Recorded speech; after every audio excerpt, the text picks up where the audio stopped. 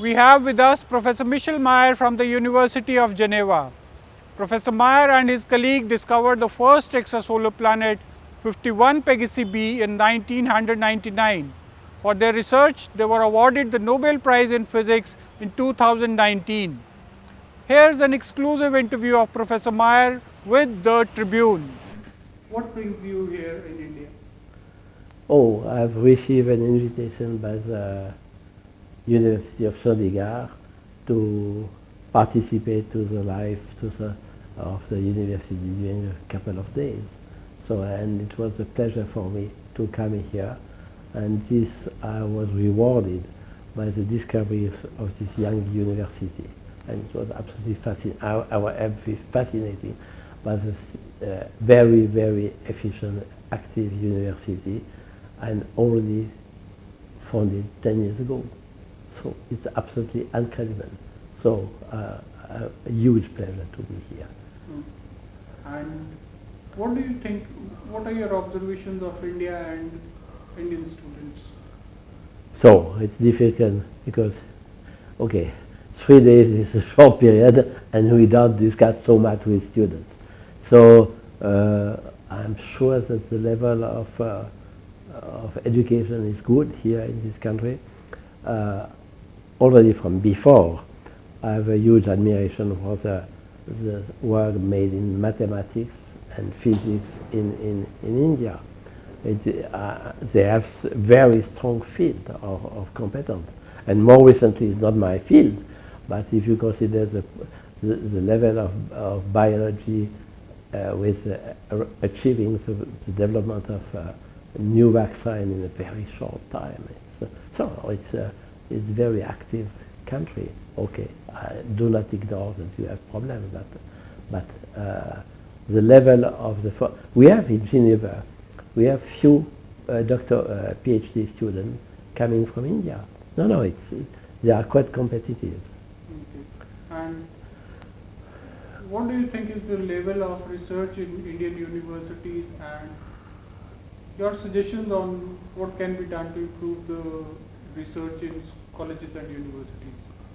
No, I will not pretend to do it after a visit of few days or 2 days. No, you need to be more serious and to have a more careful knowledge of what is going on and what could be maybe could be improved and so on. So it's not an easy task, because if it is easy, they will have discovered already what to do. So, no. And no, I believe they are on good track. Okay. And do you think Indian schools and universities should have space science as a subject in college and universities? Yes, but I'm really sure that science is not only for India, but for many countries have to be developed. Not science itself, but the number of people trained in the domain. Because we are living in a society where you need a lot of people formed in the domain of science.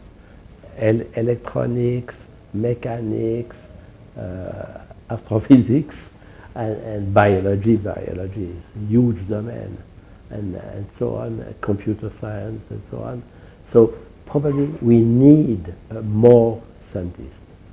And I don't know why, but at least in the Western countries, we are lacking a sufficient number of young people starting studies in science. Why? I don't know, because it's fascinating. I'm very happy to have chosen this domain. And, do you think there is too much of an emphasis on science as a discipline rather than the holistic education of a person? No, I do not believe this. I believe the formation in science is a basic formation to be part of the society and its development. So no, I believe we need to have more scientists.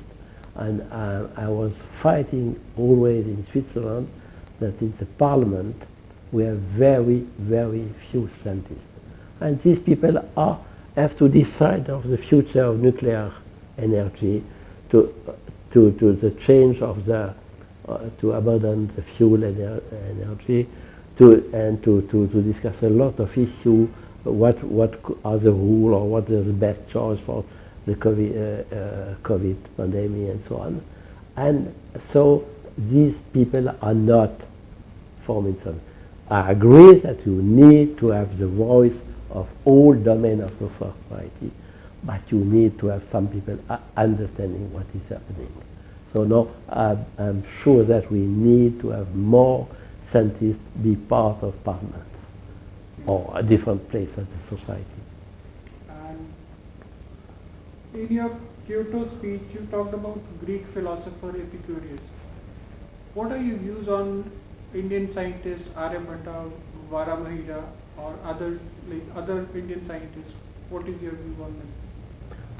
I met personally Chandrasekhar, Nobel Prize from India. But in my study, I studied the Bose-Einstein statistics. So, and one of my friends is Professor Effliger, mathematician. He was spending 2 months a year in Bombay, because the level of the mathematician was so high. So it attracts the best mathematicians all around the world. So evidently, no countries have the privilege to be the best to everything. But in India, you have some. I believe in the domain of theory, in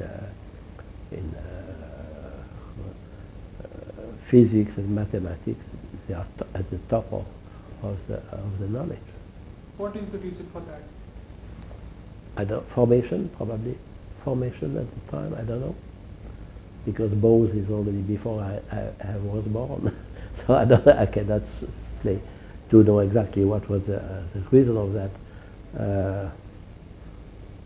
Probably the level of formation of people. Because this is a root. If you are not you will not have the formation to address this very complex question. How do you think astronomy can benefit astrology? Astronomers are not fan of astrology. It's a different world. No, astrology do not have any part of astrophysics. I would say 99.999% of the astronomers do not believe at all in astrology. That's why I have asked you this question. You talk about Aryabhatta, you talk about Varamahira or other ancient astronomers. They were called astrologers also. Yes, at the time it was not clear, because it's part of the fact that science was not present. The beginning of the scientific approach is typically Galilei, Kepler, Newton, because the old model of the universe at the time of Ptolemy, at the end of the Greek period and Roman period, was that all orbits should be circular, and you have to combine circle to do it. And Kepler discovered no, the orbits are elliptical.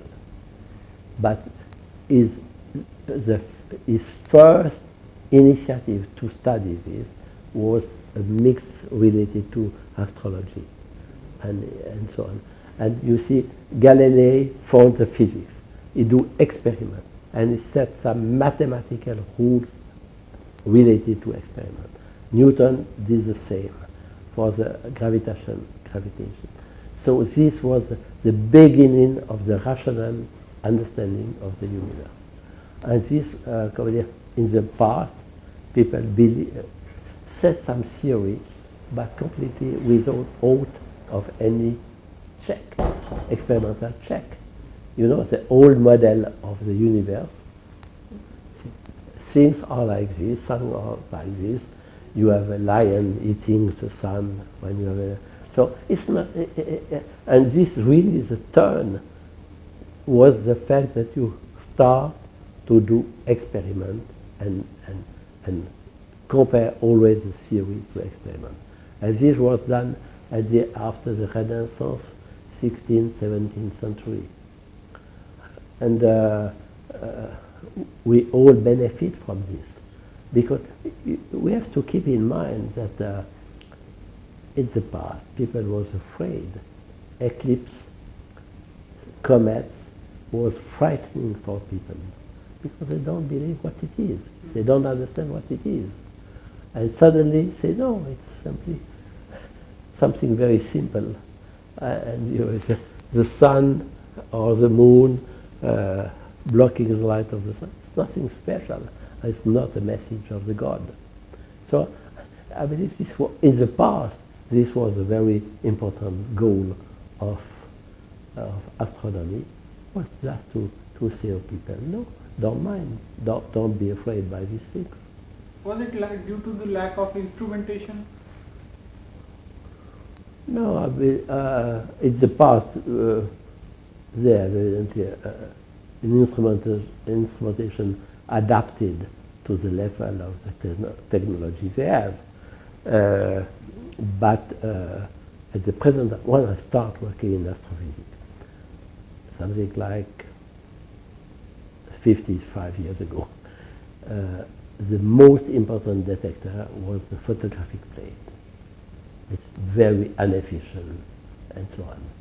And then arrive all the development of electronics, computer, huge complexity of instrumentation, interferometers, big telescope and so on.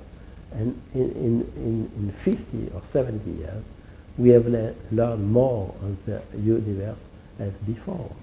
So the technology presently in observatories has nothing to do as what I had when I started my study. So you also said 95% of the universe is unexplored. How long do you think it will take to discover life outside Earth? This refers to one very important point, is the fact that in cosmology we have a huge problem. On some aspect, we have beautiful tests of the cosmology. Not single things, but very complex things are working perfectly. But on the other side, you can estimate the quantity of mass in the universe by different techniques. And we are sure that we do not know what is the most important fraction of the mass in the universe. And we are sure it is not what is called baryonic matter. It's not matter like this, because you can easily imagine if you have a rock emitting no luminosity, it will contribute to the mass, but not to the luminosity. It's not the case. It's a matter completely different in essence to the normal matter. And this starts to be a domain mostly for people on particle physics. This is really what as a top priority of many institutes linked to particle physics, because it could be one of the hypotheses could be heavy particle with low energy, no electric charge. So we do not have any detector to detect this. So maybe this room is full of these particles. They contribute to a lot to the universe because it's big and so on, but we do not have any detector to detect them. So you see, this is kind of, you have alternative, you have other possible interpretation, but you have this kind of huge question, and I believe it's part of the culture of the humanity to do some effort to understand the universe, what it's made from, and so it's exactly like you have people, archaeologists working in Africa, searching for very small piece of old bodies from 2 million years to understand the history of the humanity of man. So you are not expecting applications. It's just, but man need, this is the most essential part of mankind, is curiosity.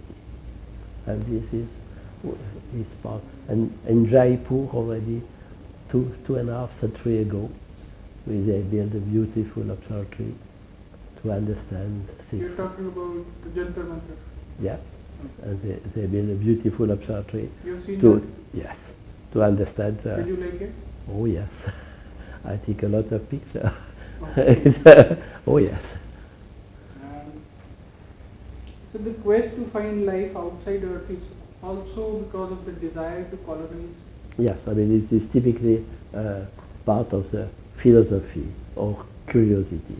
It's not because we are expecting to get contact with these people. This is part of the fictions. Okay, you have beautiful Star Wars, everything you want, you can appreciate this, but this is not science. And okay, but it is not a negligible knowledge to place the man at the correct place in the universe. Are we some kind of automatic subproduct of the evolution of the universe? When you have all the good conditions, some complex living species arrive and come to be more and more complex. Okay, but we are not sure. For still today, for many people, no, we are alone in the universe. So you know that at the beginning we start with a soup of particles, very simple. Then after you form inside stars atom, all the Mendeleev table, the complex table of elements. Then after, when you cool down the temperature, you have formation of molecules, some more and more complex. Are we allowed to continue this change towards the living species? Maybe starting first with, when I speak about life in the universe, the first form of life we have to think about is unicellular form of life. During most of the time on the Earth, it was only this kind of life existing. And it's only much later that the unicellular discovered the advantage to be grouped in complex formation, and man arrived many at the very last moment of the universe. So it will be interesting to know if something similar exists on different planets. So how easy it would have been to discover the 51 Pegasi with James Webb telescope? No, they do not have the telescope to do it, the instrument. You don't have high resolution, stable spectrography in any satellites. Okay. No, velocities, precise velocity are made on the ground. We can dream to send some of my colleagues and myself at the time. We were dreaming, do we have an advantage to go in space? We have an advantage. The advantage for that, when you are on the ground, you are affected by the turbulence. So, and this is a big problem, optical problem, to get very precise velocity. If you are in space, you can extremely small image of stars, and you can save a lot of energy, and you can avoid all these problems related with the turbulence and change of illumination of the optics. So, but the cost of space is so much that at the present time, what we can do from the ground is absolutely perfect. Because the limit is no more set by the telescope and instrument, but due to stars. Right now we are working on the fact that the atmosphere of stars are not perfect. And this kind of noise you cannot eliminate by better instrumentation. You have to understand how to develop algorithms to try to eliminate this noise. So, no, space is completely complementary to what is ground-based. For example, very typical, the Kepler mission or the TESS mission detect huge number of. I'm not understanding too much complexity in what you're saying. No, but these two US satellites have discovered huge number of planetary systems. They have the size of the planet, but not the mass. And the mass, we are doing this from the ground. So it's not a competition between space and ground. It's a synergy between both. Does this telescope excite you? What? Does this telescope? Oh yes, yes. The first image, the most exciting for myself, is not in my own field. It's the picture shown by Biden, president, one day before the press conference, where you have the gravitational lenses of galaxies, very deep galaxies. So you have light coming from very, very far in the universe, and due to the gravitational lensing of a big set of cluster of galaxies, so you have access to very, very far, very distant galaxies. So it's exciting, and it's a challenge, it's fast. The technological challenge to have developed this telescope, because it's folded in three parts, as you know.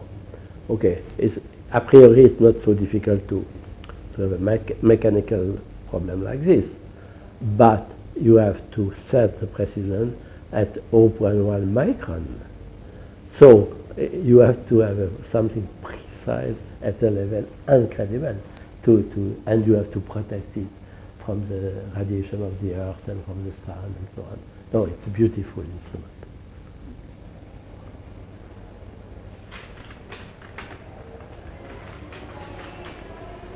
So what do you make of India's Mars mission in Chandrayaan?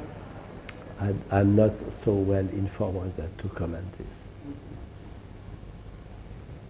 What do you think should be the immediate priorities of scientists? What according to you should be the immediate priorities of scientists? Wow, it's a big question, because this is a question concerning the full range of, I would say, first, to convince people that climate change is not a joke, because it's incredible that people do not. You still have a lot of people say, it's not due to the man. It's a natural phenomenon, it's changing this time. No, it's not. It's really the responsibility of mankind. They have an increase of the gas CO2, and this dramatically affects the Earth. And in the future, this will not be the end of the mankind, of the humanity.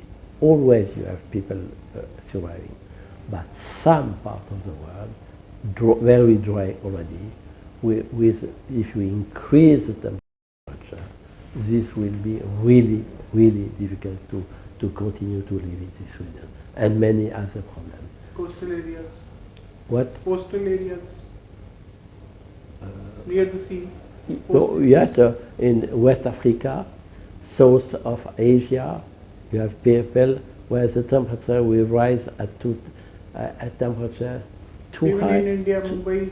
No, I don't know enough. No, I cannot answer this. But you have the Bangladesh, with a very low. This is a different problem. It's a problem of the altitude, highness of the water of the Alps. So, and you have the increase of the big hurricane and so on. So it's a serious problem, and I believe we have to convince people, politicians, this is serious. You know that you still have some very prominent politicians. So no, it's not a priority for us, and so on. So I believe this is very important. And after you have to develop all the technology needed to change the model of energy production. It's not easy to escape from the fuel. It's every of us are using this. So this is I would say for me it was the first priority, to try to contribute to solve this problem. What has this vaccine told or educated us something Yes. This is a second very important point. You know that when the pandemic of the COVID arrived, you have some people, politicians say, oh, it was completely a surprise. We cannot anticipate such a... No, it's not true. It was the fifth pandemic during the last 20 years. You have SARS-1, you have, I don't remember the name, H1N1, Ebola. H5N1, and so on, and MERS and Ebola and so on. So this kind of event will increase, will come for different reasons. One reason is the fact that people are moving faster, so the transmission will be easier. In the past, it was only when cholera or pest arrived by boat.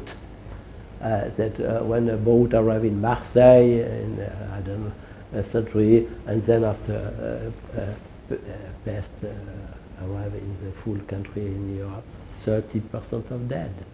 It was not a joke. We have no vaccine at the time, and so on. So this is a huge, no, it's a certainty. It's certain that we will have new pandemic. So we have to prepare for that. For example, I heard a small thing. SARS-1 was much more terrible than SARS-2, but was blocked quickly enough to avoid the worldwide pandemic. And one time I heard at the radio a discussion between a journalist and an epidemiologist. And the journalist say, oh, because one man arrived in Toronto in Canada with SARS-1, and they blocked the full airport, and for one case. And the journalist said, oh, do not believe that it was exaggerated. It was, no. Maybe it was the kind of procedure having saved millions of people. Because the technology to do vaccine was not present at the time. So, and it could be, and the mortality per case is it's 1.5 maybe for the COVID. It was more than 10% for SARS-1. So you see, you have a complete misunderstanding of the of the gravity of the thing. And you see, this is exactly why I say you should have more scientists in parliament. So what is your message to Indian students regarding studies? I would say it's a nice work. It's a nice job. If you have the curiosity in yourself, choose to do science. If you have some attraction or for mathematics, physics, biology, it's a nice job. It's really a good way to have a life. That was Professor Michel Mayor. Thanks for watching. Gaurav Kantwal, The Tribune, Mohali.